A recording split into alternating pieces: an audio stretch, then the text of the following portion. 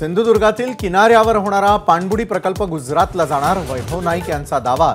तर पाणबुडी प्रकल्प राज्याबाहेर जाणार नाही, मुख्यमंत्र्यांची ग्वाही।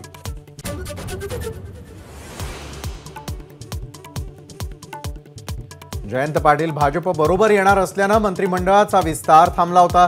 जयंत पाटील शरीराने तिकडे, मात्र मनाने अजित पवारांबरोबरच। संजय शिरसाटांचा गौप्यस्फोट।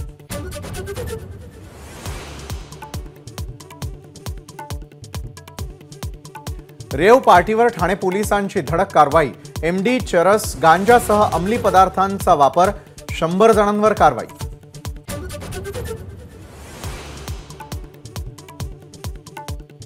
राज्य सरकार रेव पार्टीमधूनच निर्माण झालंय, संजय राऊतांचा आरोप। तर ड्रग्ज विरोधात कारवाया न करणाऱ्या विरोधकांना आता बोलण्याचा अधिकार नाही, मुख्यमंत्र्यांचा पलटवार।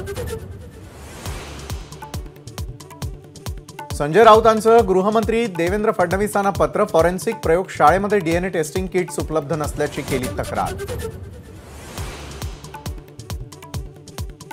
22 जानेवारीला सर्वत्र दिवाळी साजरी करा। मंदिर आणि प्रमुख इमारतींना विद्युत रोषणाई करा, मुख्यमंत्र्यांच्या पालिका आयुक्तांना सूचना।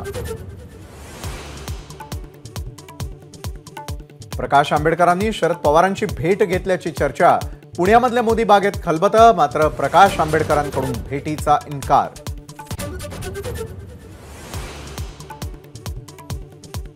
अकोला जिल्ह्यातील उरळ पोलीस ठाण्याच्या हद्दीमध्ये पोलीस पथकावर दरोडेखोरांचा गोळीबार। परिसरामध्ये नाकाबंदी, कायदा सुव्यवस्थेवर प्रश्नचिन्ह।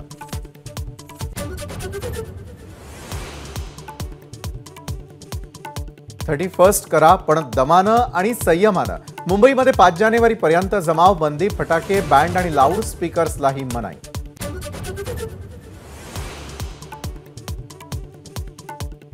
नववर्षाच्या पूर्वसंध्येला समुद्रकिनारी मुंबई पोलिसांच्या सुमारे 16 बोटी तैनात। प्रमुख रस्त्यांवर नाकाबंदी, तर तळीरामांवर करडी नजर।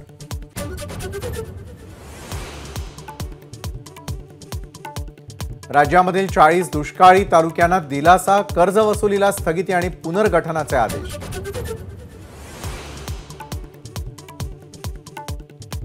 नव्या वर्षाच्या स्वागतासाठी राज्यातील प्रमुख मंदिरं आज दिवसभर खुली राहणार।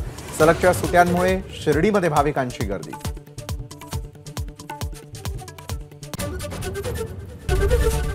एबीपी माझा, उघडा डोळे बघा नीट।